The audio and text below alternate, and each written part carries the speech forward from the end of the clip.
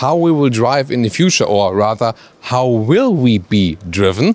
Of course, there will still be cars we drive ourselves as car enthusiasts. But what about this autonomous driving, and especially as for autonomous ride-sharing? We're here guest today with Yanfeng, as one of the big global automotive suppliers, and they're presenting to us this new concept called XiM20, or for long, Experience in Motion 2020. And this is their current concept, what they think autonomous driving could look like. And we directly start here on Autogefühl, because here on the exterior you see this is like a big glass panel, and it looks kind of cubish but with round edges. But what about this exterior design? We'll soon talk to the designer about that. So you know that the exterior design of autonomous vehicle is not the main focus, and it looks, of course, not sports car like, but there's also more to it, definitely. We can see some, design clues here in the front.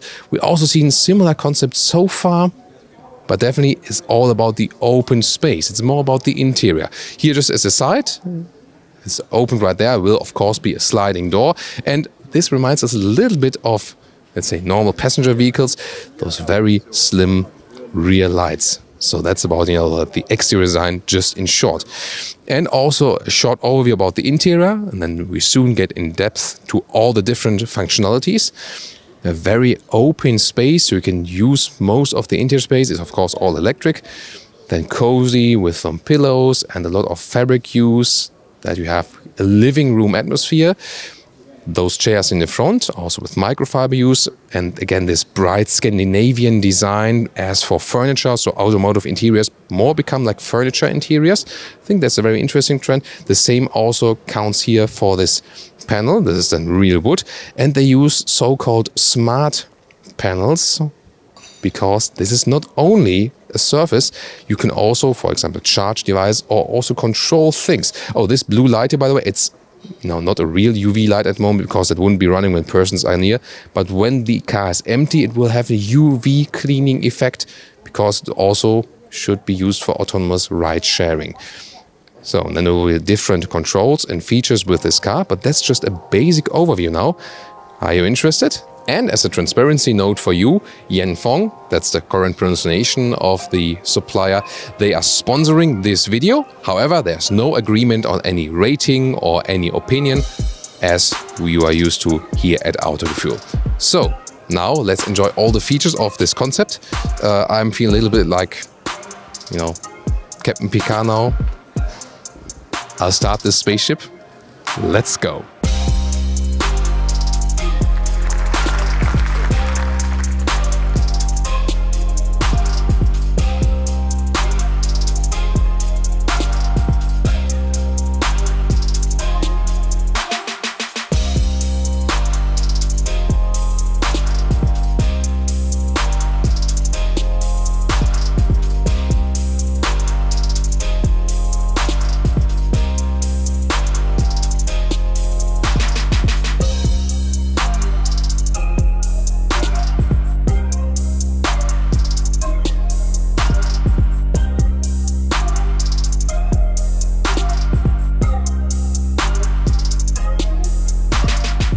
And for more details, we are joined by Tim Shi. He is Vice President Design and User Experience. That's a cool title, right? I like the title, yes. So you're American and you're a designer. So obviously, got a fable also for very emotional cars, for example. Sure.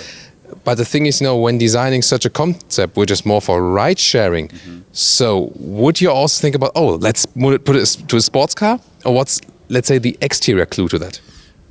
So we believe that experiences and emotions will always be very important in the automotive industry. For mobility, emotion has always been the draw.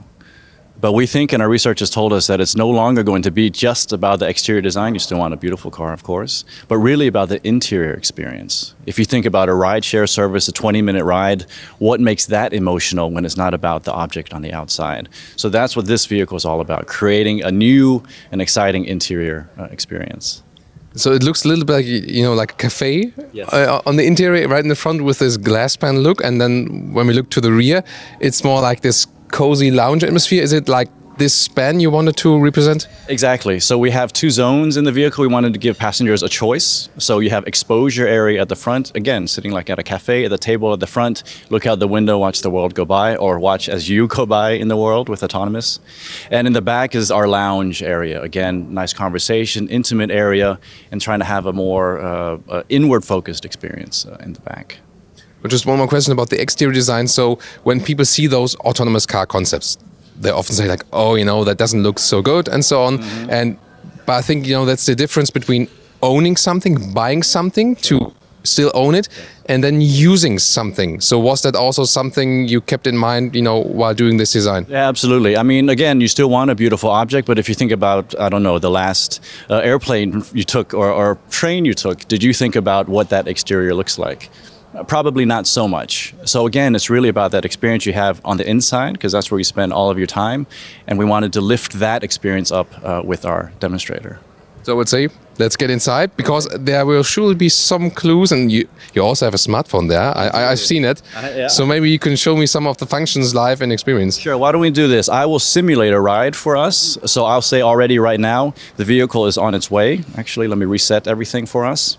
So what you noticed before was already the UV sanitation. It's in the back of the car at the air vent. So the blue light is UV sanitation, so the air that's coming out is being sanitized. And also on the front table surface, the blue light sweeps and cleans all the areas that have been touched by the last passengers. So when it arrives, it's nice and clean and fresh, ready for your ride. So it's basically not only autonomous driving, but also autonomous cleaning. Autonomous cleaning, exactly. Because you think about ride sharing, cleanliness, hygiene becomes obviously more and more important, right? So the cars arrive. What I'll do here is then first unlock and then scan my palm as identification. So there's an animation on lighting. The bulletin board on the far side welcomes us. The light comes on fully, so it's a nice welcoming space. The seats rotate so that we can get in the vehicle easily and we can step in. So I'll take the former driver's seat. You can sit here next to me. So I'm the rally co-driver today? Yeah, rally co-driver. You give me my turn instructions. So you notice again this cafe inspiration. So a nice table at the front, everything very simple and clean.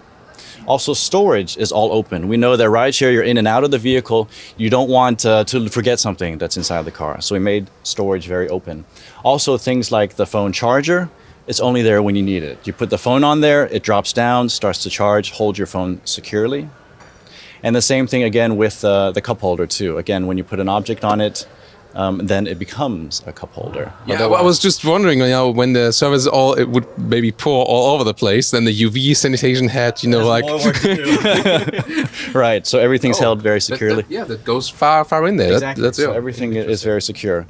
So when we're ready for our ride now, everything is situated. We touch what we call the jewel to activate our smart surface table. We slide the icon forwards. And the drive begins. So here we are then in our urban environment. In terms of interface, we kept everything very, very simple. So we have just 5 basic icons. You have route information that comes up just when you need it. You can go back to the main menu. You can also turn off the screen. So again, just enjoy. How are those smart surfaces working? Is it like a projection from underneath? So are you using small projectors, or how does it work? There are different technologies to do that. So obviously this is a prototype version. And in fact, around the room here, you see more developments of that technology. You can do projection, you can put a screen behind the surface, you can develop different skins that allow different light transmissivity. So that's something we continue to work on. Customers are very interested. Maybe you can show Jonas one more time here, like the display here. It's not too bright here at the moment, but because the room is bright indeed. But here you can see how the GPS map, and then we could, for example, enter a destination and so on. Exactly. Probably also with voice input at some time. Sure, exactly. Voice control becomes very popular. So I'm going to change our route here to a more scenic drive. So you can again sit and enjoy this nice view, and maybe you want a soundtrack to go with this. So we have another feature built in. You may need to sit back a little bit and look forward, and you should hear audio then. Yeah. Right? It's coming from just above me, yeah. Correct. So I can turn on music as well. So I have a different track. I have kind of a jazz music playing. You have a different track? Really? Completely. That's interesting. So this is private audio. Basically, it's a combination of a sensor at the front that finds your face and the transducer that sends the audio only to your ears. It just becomes music next to your ears. That's really good because I'm not sure if you know the situation, but you know, when you together in a car and you don't share the same music, you know, preference, sometimes there are like, you know, arguments like, put that song on. No, no, no, not, oh, please turn it off. And they're like, okay, then you end up turning off the audio completely.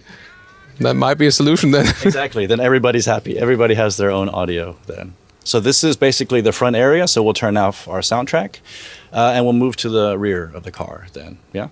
Sure, and then, you know, this would, have you seen that? That's a very cool scenic experience, of course. So, I mean, obviously it will probably be more used in the cities, right? Typically, yes, ride sharing is in urban environments, but I think as autonomous becomes more prevalent, why wouldn't you go on a longer trip now that you might take a short flight for?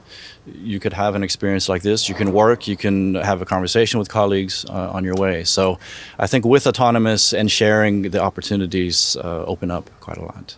I mean, it's actually quite cozy. I mean, it's like really like, I mean, I could imagine like working here, for example, putting a laptop up here and then have some work done while I'm, you know, driving, whatever, highway number 1 or something. Let's just say this is highway number 1. Yeah, and this is then, you know, when we want to get a little bit closer, right? Exactly. So let's move to the back of the car. Please.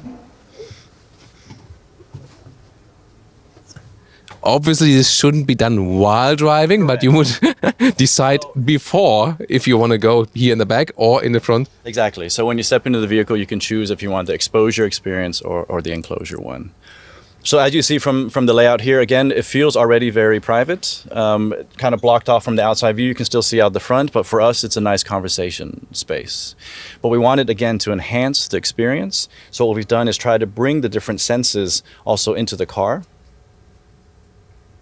I think it's very interesting here in the rear because, I mean, I'm also something like looking at the car from the exterior. It's not that emotional, this concept here, but it's really more about the experience you have, because when you're sitting here now, it's relaxed and you maybe, you know, talk to someone or maybe cuddle a little bit or something, then it actually can be, you know, this experience can be more important than the design impression you get when entering the vehicle. I think that's also about it. Exactly. So now what you realize is there's a bit of visual stimulation going on here as well. There's a scent, you know, it's like there's perfume. As well, built into the slim air vent. Audio comes on as well. So again, it becomes a very immersive experience. Are you planning for some yoga classes here? Yeah, wellness we know is also a trend, and this already brings that into the automotive space. So not only is this a visual environment, we talked about smart interior surfaces. It was in the table, it was on the side here with the bulletin board, and it's also all around us. So this surface you can interact with. So if you lift your hand here, you don't even have to touch the surface. It reacts to your movements. Wow. So a bit of surprise and delight. I mean, this is really just to show the capabilities of the technology. We have a 3D camera that's built in the headliner. It reads the space here.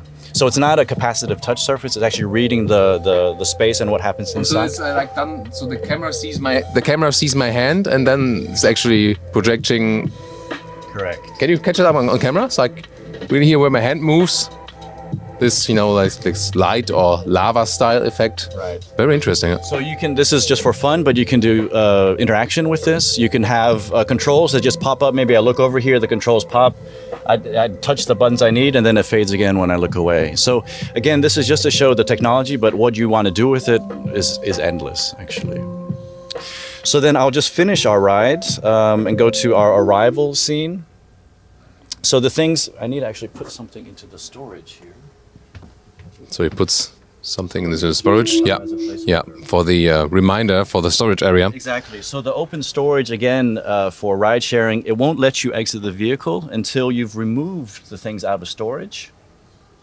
Ah, okay. And then it tells you, okay, you've collected all your belongings. Thanks for coming, and until we meet again. And then with that, we can exit the vehicle.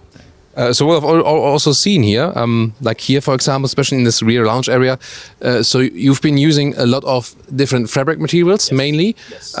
That's also something we talk about on Autogefühl quite often, you know, being more sustainable, also animal friendly. Yes. And I see this one is like absolutely animal friendly, and you only use sustainable materials. So how important is it for a supplier nowadays to be more sustainable? It's always been important. I think what's changed maybe is that customers, in terms of OEMs, are asking for it more and more as well.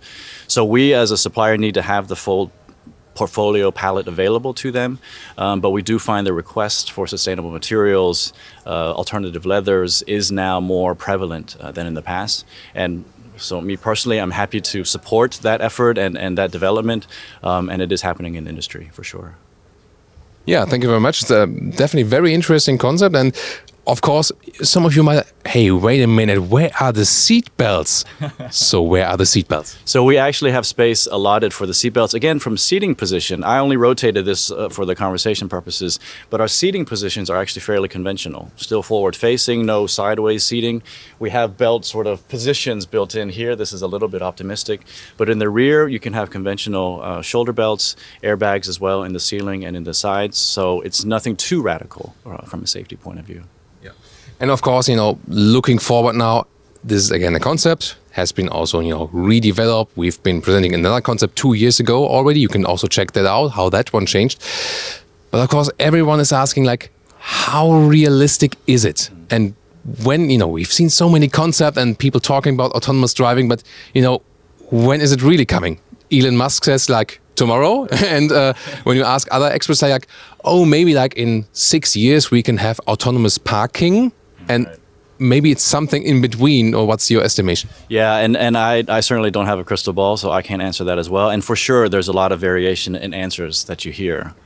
But what we wanted to do with this concept is to show the possibilities of autonomous driving, because I think that helps to accelerate the development. When consumers and customers experience what could be possible with autonomous, then there's more push or pull from the consumer to say, I actually really want that kind of interior, and then things will move faster. So we're just trying to show the possibilities. And again, it's up to OEMs, it's up to regulations, governments to say, okay, when is it ready for the road?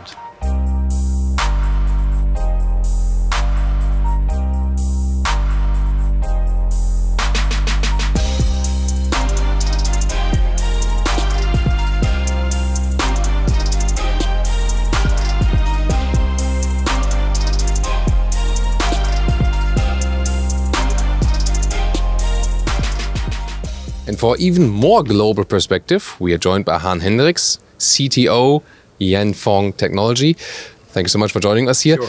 So what people don't know, or most people don't know, is that you as an automotive supplier, you often drive the innovation, and it's not necessarily the manufacturers. Of course, they also have their own innovations, but it's quite often that new technologies are first developed by the suppliers, and then applied into the real cars. So what's your perspective? What are the current meta trends? Maybe you also pick some of those up here in the car, but what will be coming up in the automotive industry? Yeah, so it's very exciting. A lot of change in the automotive industry, and a lot of these changes are impacting the interior. So we believe that the future of mobility will be very flexible, really ranging from e-scooters in city centers that are shared to premium third living spaces in which you can relax and work and play. So our view for future interiors is really a smart cabin that provides people with an exciting, comfortable and safe third living space in-car experience. So specific topics that we focus on is obviously connectivity of the interior and multimodal HMI.